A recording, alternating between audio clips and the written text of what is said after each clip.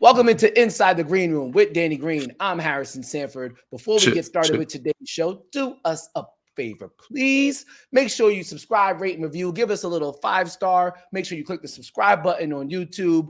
All the good things that you know you do when you listen to a podcast, all those recommendations, the ratings, the following, the subscribing, all those things. When you do those things, it allows Danny and I to continue to give you the goodness. And today's goodness is going to be circulating a lot of things, the college game and the professional game. But first, we'll start with Danny, who I believe is still in Phoenix. You still in Phoenix, though? I can see the hotel room. Yes, I am. I'm still. Okay. I get back this evening. There was only a couple directs that were out, so yeah, I'm waiting to get back. But I wanted to let the traffic die down and not fly with everybody that flew out this morning, and also give myself some time. So, but I get back to LA this evening, anyway. Oh, okay. All right. So Danny, obviously in Glendale, Arizona for the men's Final Four. Yo tengo una pregunta. I have a question. Oh, yeah? How does a proud North Carolina Tar Heel feel about the UConn Huskies capturing their 6th national title in program history? And just for a little backdrop for y'all, UConn now has 6 national titles in 25 years. 6 national titles is as much titles as the North Carolina Tar Heels. UConn, whether people want to admit it or not, I know they don't have a lengthy history like some of the other programs. They are officially in dynastic territory. They are officially in blue blood territory, if not with their feet 10 toes, with their toes 10 toes down. They are locked in, my friend, based on how they have dominated the tournament over the past 2 years. They are now 12-0, y'all, for the bettors out there. 12-0 against the spread in the NCAA tournament, aka they're smashing everybody who comes across their way. So, one more time, una pregunta. How does a proud North Carolina alum feel about UConn officially being in blue blood territory? I mean, I think it's great for the sport, you know. I'm happy for my guys that went there that I've become teammates with. You know, I saw Charlie Villanueva last night, saw Rudy Gay, saw Ray Allen, Rip Hamilton, Emeka Okafor, like all those guys that I've known and grown up looking to and some played with. And watched them when I was a kid. So it was fun to see them and then get a chance to celebrate back to back, which is crazy. So they rightfully so. It's Dan Hurley's got them in a good conversation. So it's a great in the conversation. No, they're strapped in. They're strapped in. In the conversation of one of the best teams to go down in history. Okay. Because of the point margin, like the point margin average throughout the tournament. So he's got them strapped in. And I know that teams are probably going to throw the U-Haul at Hurley and try to get him to leave. So we'll see how that goes. But it's amazing to see. I know they're talking a little trash. I know Wifey wasn't happy, Purdue losing. She got a chance to experience something they haven't done in 55 years, which is get to the national title. So big shout out to them. But yeah, man, this makes for great debate. They haven't surpassed this yet, but they're right there with us. And I said, for years to come, we're going to see they're going to get recruits. They got Hurley there. We have to get recruits. We have to step our game up. But it's good for the game of college basketball. Yeah, that is definitely true. And I think Darren Hurley was also on point yesterday as well. So they had compared this title run to the 2 teams that we know before went back-to-back. The Florida team with Joakim Noah, Corey Brewer, and Al Horford, they went back-to-back. But we all remember that team came back to win back-to-back. And then they had that Duke team that also went back-to-back, but they brought back the same amount of – they brought back pretty much their main cast of characters. What's different for this UConn team, however, is that they only brought back 2 starters, and they lost 3 players to professional basketball / the NBA. Dan Hurley's right. This is probably the most impressive back-to-back run that we've ever seen. Yeah, so the point margin, and it's crazy because – I talked to a lot of the other guys with their teams and they're like saying how they would match up against this team. They think they would do well. And I think they're thinking college basketball is down. but I don't want to take anything away from these young kids. They did it last year, did it again this year. It was great. They went on an average of 23 points, I think, margin, which is unbelievable. But they just looked very dominant. And I was impressed with Zach Edey. He showed up. He came out very intense, and he showed that he belongs in the conversation with the top bigs in the country and in the draft this year coming. So the way he came out and I guess performed against Donovan Clingan was a good battle, the one we wanted to see. But yeah, the UConn team was really good. It was a slower pace game. It was not as much up and down, but they showed why. I said they wore teams down, and by that second half, they opened up the game and they won by double digits for both games in the Final Four against Alabama as well. I want to talk about Caitlin Clark here in just a moment, as the women's ratings have absolutely skyrocketed during her performance and South Carolina's performance during the women's tournament. But one more thing on men's college basketball. I think the most entertaining thing that happened this weekend in men's college basketball had nothing to do with what happened on the court, but what happened off the court. John Calipari, one of the faces of college basketball, one of the great salesmen of college basketball, the man who recruited Tyrese Maxey, the man who recruited Anthony Davis, DeMarcus Cousins. The names go on and on. John Wall, the guy who recruited Bam Adebayo. I could literally, I could go on and on and on and on. He has chosen, to leave the universe. It gets nuts. Terrence Jones. He has decided to leave the University of Kentucky. The University of Kentucky for Arkansas. No shade on Arkansas, but we're talking about the University of Kentucky that John Calipari has left. And now part of the reason why he left, because Lexington don't play when you don't win. And that is something that, unfortunately, John Calipari could not do as of recent. Only one NCAA tournament win in the past 4 years. Unacceptable in Lexington. And then if you look at the entirety of his career at Kentucky, only one, I counted one national title, considering the fact he's had over 20 players sent to the NBA. It's been a disappointment, but he has a chance to redeem himself with all that NIL money that Arkansas has given him. I think, Danny, this is fascinating, again, to see one of the main coaches that we have ever celebrated and acknowledged in college basketball leave a blue blood for Arkansas. Would you have done it if you were him? Because it felt like it just got too tight. Felt like, well, it seemed like there was something else going on behind the scenes that we don't know about. Who knows how him and the AD got along, and the pressure that he was facing and all the talks, the last 4 years, they said them losing in the tournaments early was not good enough. And I'm sure they still were going to stick with him and keep him around. He's bringing in recruits, top recruits, NBA guys.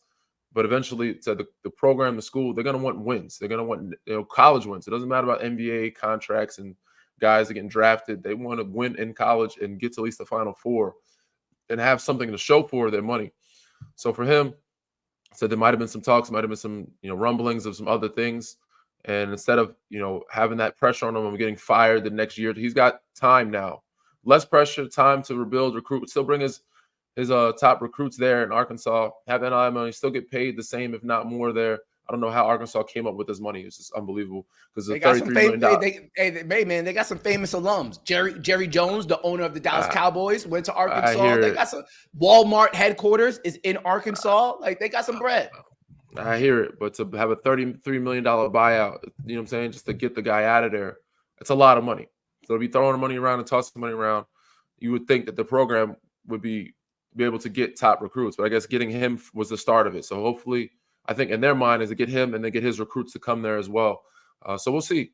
We'll see what happens. So there's less pressure on him, but they're going to want him to win too in the next 2 or 3 years. He's going to have to win there. But yeah, overall, the status of the media and the magnifying glass is a lot smaller there than it is at Kentucky.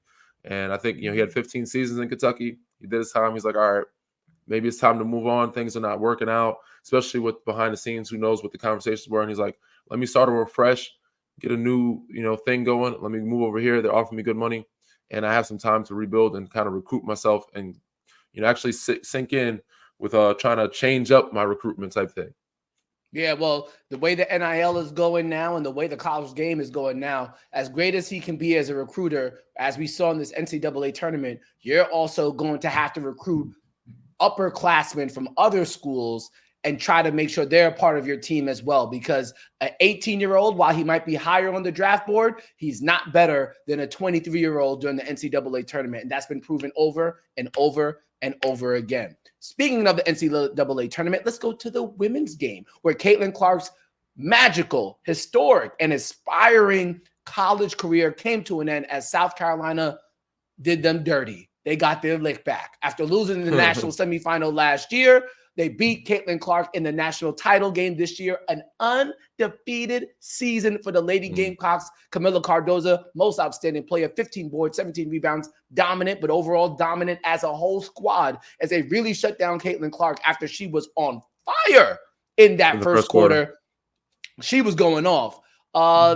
Danny, how would you summarize, just as a basketball fan, what you have experienced and what you have seen from all the excitement and the courage and the coverage and the spiking TV ratings from Caitlin Clark's involvement in the women's game? And how do you feel, just as a person who's dedicated your life to basketball, how happy are you to see where the women's game is now going and what it could now be because of what Caitlin Clark and others have been able to do for the game to elevate its status?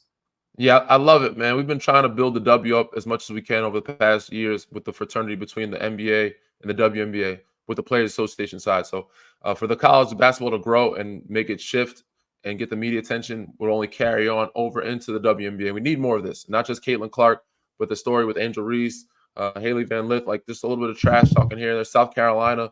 Dawn Staley's got their group playing. So people want to see Paige Buchers. They're all playing really well and, has a bright future for the transition, not from only from the W, well, not from only from college, but to the W, where people are going to want to watch. So we're hoping this transition carries over. We need this type of energy. We need all this type of following and media when they get there too. They get drafted in May. And, unfortunately, we've seen some people in the past do this where the transition hasn't carried over. Now the viewership is different. The TV deals are different. There's a lot more access to these things. And because we have the coverage on social media and these women are influencers as well, they have a following on social media, and that can also transition and carry over to what the sponsors and deals they have, to where they'll still get and bring up the W and have the viewership, hopefully not the same, but at least close to where college is, because college right now has been killing it, man. And I said, hopefully Angel Reese, Caitlin Clark, all these girls can bring that same type of energy, that same type of viewership, that same type of media hype to the W, to where it carries over, and we can have a good summer of basketball watching these women who deserve to be watched, play. Yeah, I'm excited for it. And if you just want to talk about the women's college game, you got Hannah Hidalgo from Notre Dame. She's a freshman. She's coming back. She's one of the best players in the country. Paige Buchers, as Danny mentioned, from UConn. Juju Watkins from USC. You also have Madison Booker from Texas as well. Watch her. She's an absolute bucket. The women's game is in a strong place, not just in college, but also for the W as well. On Tuesday, we've learned that TNT now has signed a broadcasting deal with the WNBA to broadcast their games now in England and I believe in Ireland. So with Caitlin Clark going to the WNBA, we are seeing more broadcast partners investing in the W. And as we saw with ESPN's coverage, the more you invest in it, the more it pays out to the players, the more it pays out to the sport. You don't get none without giving some. And that's exactly what we have seen now with the women's game. So happy to see it. And Danny, when Caitlin Clark comes to Barclays Center this summer to take on my New York Liberty, I'll be in the building, even though I saw some of those tickets already. They taxing. They coming for your pockets. They coming for your pockets. Man. Do you have that date circled yet? Do you know when it is? It's this summer, so it should be available, right? If you're the tickets. Yeah, the tickets are actually available, and they're literally 5 times more expensive than any other ticket that's available right now for purchase. Caitlin Clark doing actual numbers. It should be fun to see, and I would love to see how she responds to the challenge of getting to the W, because those are grown ass women who are not just going to let her have her shine, or not going to try and stop her from having her shine. But I think with who Caitlin Clark is, she's going to respond to the challenge. Speaking of somebody who didn't respond to the challenge, one J. Cole. What do we have going on in the world of hip hop now? I love J. Cole, one of my favorite rappers of all time. Why I like him? Because his music is usually very sensible and very relatable to a person who's trying to lead a responsible life. Yes, we all love other types of rap and some of the rap you frankly cannot relate to. I'm not moving drugs. I'm not committing homicides. So it's very hard to relate to certain rap artists out there. But J. Cole, for the most part, has a very sensible rap style and sensible rap content that the average person can appreciate. Every now and again, we have these things called rap battles. And he was put into the forum thanks to a diss track from Kendrick Lamar. It's a clever diss track. He didn't go too hard at J. Cole, but J. Cole responded on his most recent album that's now available streaming. If you're not familiar, this past weekend at Dreamville Fest, J. Cole, speaking to his fans, basically said it was the lamest shit he's ever done, recording this diss track and putting it out for the public. And he's basically said all of his fans are Kendrick Lamar fans, so why is he basically he thought he was lame for even responding to the diss track. And the hip-hop community is like, what's really lame is you trying to cop out of the beef that you entered yourself into with the response. Danny, as a hip-hop head, a man who grew up on Ether, a man who grew up on Second Round Knockout, a man who grew up on a number on Back Down from 50 Cent. As what went through your mind when you heard the apology, and how do you stand right now on the J. Cole withdrawal from the beef? Well, he responded, and then he responded again. So he responded twice, even though he didn't respond. But so when you go back in the history of the rap battles that we've got a chance to hear and see between Jay and Nas, between 50 and Ja Rule, between 50 and Fat Joe, between 50 and Jadakiss, just so many different battles. Cannabis and LL Cool J was a good one. Yeah, that was a great one of the best. Pusha T and Drake. Pusha T and Drake. Ye's had beef with people. So we've seen a bunch of it. And I said, I'm not disappointed in the guy because I love Cole to the fullest. And I love his music. Lyrically, one of the best in the game. And he did respond. I love the response. It didn't feel right with him. It didn't sit right with him. So he had to. I just would have wished he would have waited longer later on down the line and let it play out some. I'm sure Kendrick would have too. It's just competition. But, that's not him. That's not who he is. He's not a type of person to bring negativity or come down on anybody. He didn't want to take away or discredit anything Kendrick did. He did it in his song. He didn't like it because he didn't really believe in it. He thought Kendrick was unbelievable. Obviously, his albums may have not done crazy numbers, but he believed they should have, and that he's in the different limelight or different category than what he painted him out to be in the diss record. So he said his apology. Sometimes you don't get the smoke you want. We never got the Kobe Bryant, LeBron James matchup in the finals. You know what I'm saying? So it happens sometimes, and that's just the way the game goes. But he did have a response. It was a record. It'll go down. They had the little beef. Now it's Drake's turn to see what he does and how he responds. But, Cole's an older gentleman. We're older now, man. We don't care about beefing. We don't care about fighting. Our emotions are like, it's not that serious. I got a family. I got everything I want. I got everything I need. I have no problems with nobody. I'm grown. I hear a lot of people say that. So he's like, man, I have no problems. I'm grown, man. What am I doing here? I'm not fighting nobody. I'm not talking trash to nobody. I'm not that emotional guy. Nobody's taking nothing away from me. I'm not taking nothing away from anybody. So, we're not taking food out of each other's mouths. I have no beef with you. And even then, I'm too grown to try to use my energy to fight you instead of fight for myself to get what I need for me. You know what I'm saying? So, but when it comes down to being the rap battles, I hear you, Jimmy, back there. We want to see the ether. We want to see the smoke. We want to see the fire. You know what I'm saying? We want to see it. We need it. The fans need it. And the reason why the women's basketball is what it is, the viewership, is because there was smoke. You know what I'm saying? Between South Carolina, Iowa State, between LSU, Iowa State. We want to see those matchups. We want to see Paige versus Caitlin and UConn. So that's what we love to see. People want to see the fights. People tune in more when NBA is having their scraps and scruffles. Rap battles and music, we need it. You know what I'm saying? If you want the viewership, you want the listeners, you want, some booming, something going, we need that competition. Without the competition, it's still great and lovely, but the fans are looking for it. Fans love it. They need it. They want it. So sometimes you got to give the fans what they want. He did for a little bit, but then, he kind of backtracked. So that's why some fans are not too happy with it. Yeah, I can't knock him. As he said, he had to protect his peace. He wasn't sitting right, and he understood. I think one of the things that I like that he said is that he said he hadn't been sleeping well for the past 2 days after putting it out, and it reminded him of how well he had been sleeping for the past 10 years.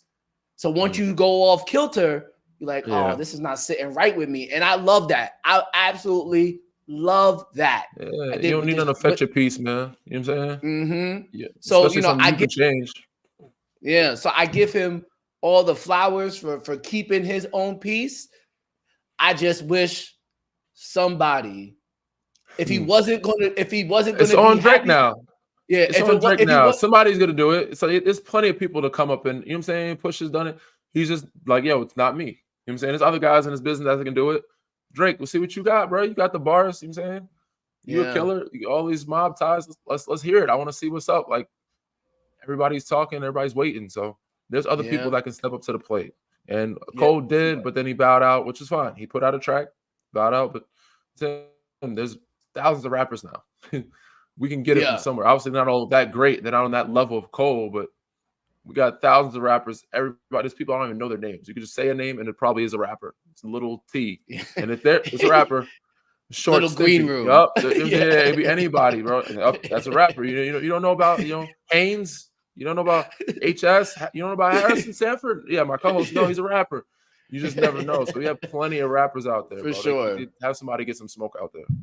Yeah, it'll come eventually, but I just wish that if he wasn't gonna stand 10 toes down on it, don't put it out in the first place. But sometimes you have to make a decision in order to regret it. So Yeah, it you bees got to like feel that the energy sometimes. first. Sometimes you got to experience something to feel the energy to know, like, all right, and that's how it happens sometimes. And so, no love lost for the guy, no respect lost for the guy. He's still great in my Nah, mind, and for not him to at be an all. adult to be able to express himself that way and be like, you know what, this is even more respect, bro. Like, Yeah. hey, I'm with it. It's crazy to me, what I have least respect for is the people that fake to be something that they're not. Yeah. Don't fake to be a gangster. You know you're not a tough guy, so don't portray you're gonna fight this guy or beat this guy up, or that you're gonna do or that you're this, and that when you're not, and pretending that. So he's like, yo, this is not me. I respect it even more because there's so many rappers, so many people out there acting like they're living their That best would have life been on yeah, but that would have been Instagram, faking it. or Yep. acting like faking it. Nah, don't. They don't. Some people stand on it. They may say something and stand on it, but I'm all for just being genuine to who you are. Yeah. Salute to him. It's like basically we got a movie and we got the sequel and we're looking for the trilogy. Let's see what happens. Let's see if Drake gets to the microphone. With that being said, we're staying on the microphone right after the break. We got to talk about what is happening with the Milwaukee Bucks. Bad times, y'all. Bad times to be playing bad, but that's exactly what's happening. We'll talk about it in a moment.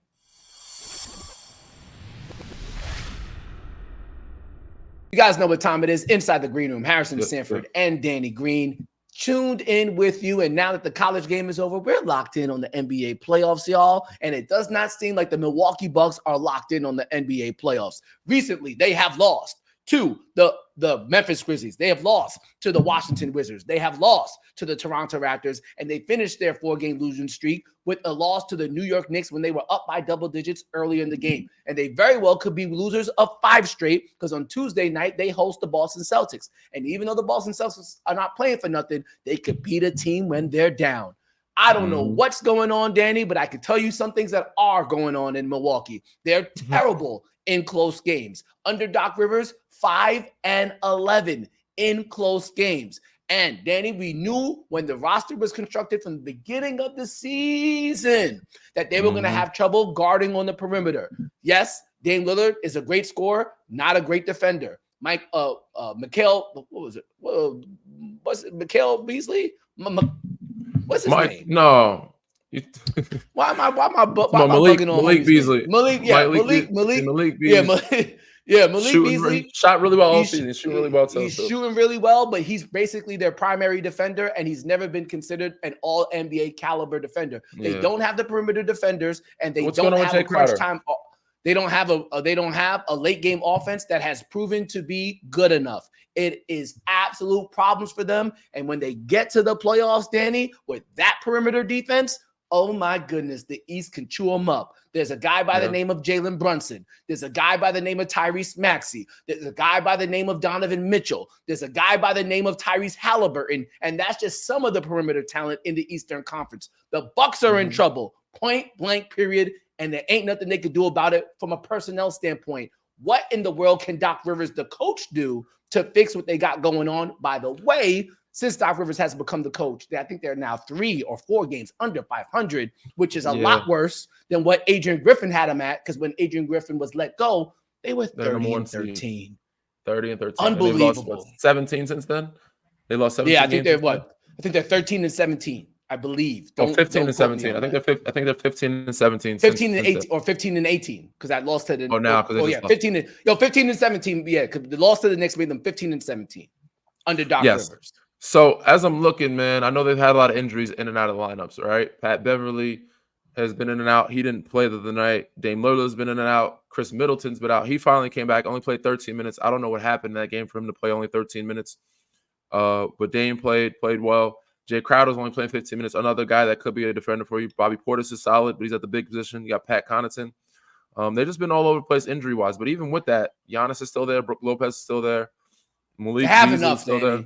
They have enough. We're not taking the injury shit. It's not about the record. It's just the games that you're not supposed to lose. And of course, New York Knicks are a really good team. They're not healthy, 100% healthy either.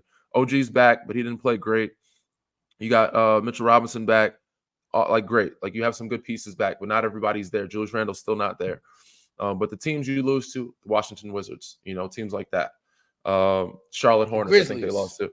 The Grizzlies, that's who it was. I don't know if it's Charlotte Hornets, but losing to those Grizzlies, Wizards, and Raptors. Yeah, those teams, you could not lose to those groups. Crazy enough, as bad as they've been, they're still in second place.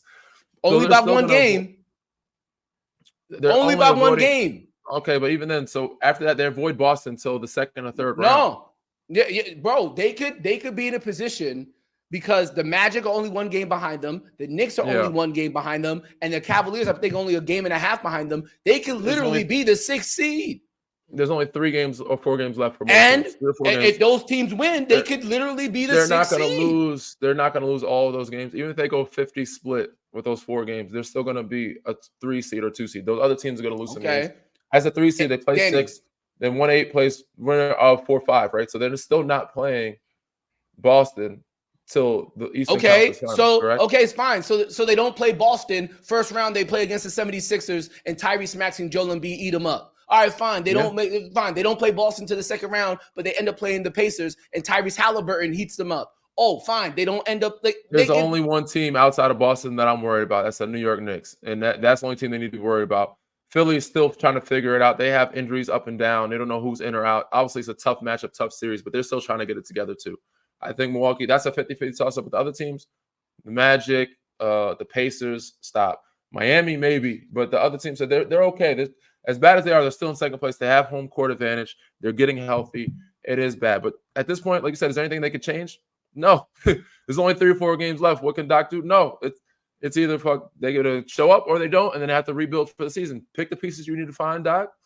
Build the team you want. Get the staff that you want, because he obviously came mid-season. He kept saying we know how hard it is. He's going to keep saying how hard it is to take a team mid-season. He wouldn't wish this job on anybody.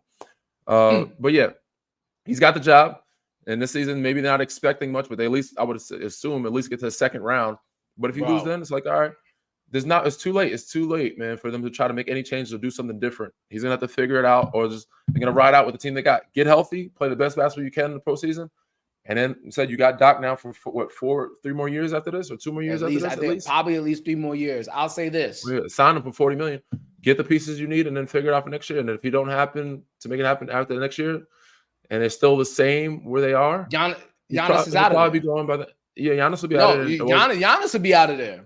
It's Giannis's fault. He brought these guys in, did he not? Giannis won. Yeah, there was reports that Giannis interviewed Nick Nurse and interviewed Adrian Griffin. And he liked Adrian. Then they picked up Doc after that. Mind you, didn't have many options after letting Griffin go mid-season. That's a very big risk to take, to let a good coach go, and everybody's got jobs already mid-season. So these are decisions you made. So at that point, it's like, all right, maybe Giannis is out of here, but they're probably gonna make another coaching change at the end of next season. So this Doc's got this summer, he's got this postseason, and he's got all of year next year and postseason before they give him, before they start trying to make changes with him. But there's not much he can do right now. He has to do what he can do with the pieces he has and what he has been given, and try to make the best of it. One life give you lemons, you got to try to make some lemonade. It may not come out great. It might be watered down, nasty ass seltzer water, but this summer anyway. But next year he has some time to get some better lemons to make some damn lemonade. Because right now, I said he's acting. It's in this season. It's hard for him to put these pieces together to make what he needs to make happen. And it's too late right now. There's only 3 or 4 games left. Yeah. I predict that if they don't get knocked out of the first round, which is a chance, we got to see the matchups. Second round is going to be a disappointment. And whoever they play in the second round is going to knock them out. I don't even think they have a chance, Danny, if they somehow, some way make it to the Eastern Conference Finals, they have absolutely no chance. Absolutely no chance against the Boston Celtics. They're going to get cooked. All right, y'all. We got to get up out of here. We'll be back later this week with another episode of Inside the Green Room. Do us a favor and like, subscribe, rate, review, all those good things. And we'll see y'all next time. Peace.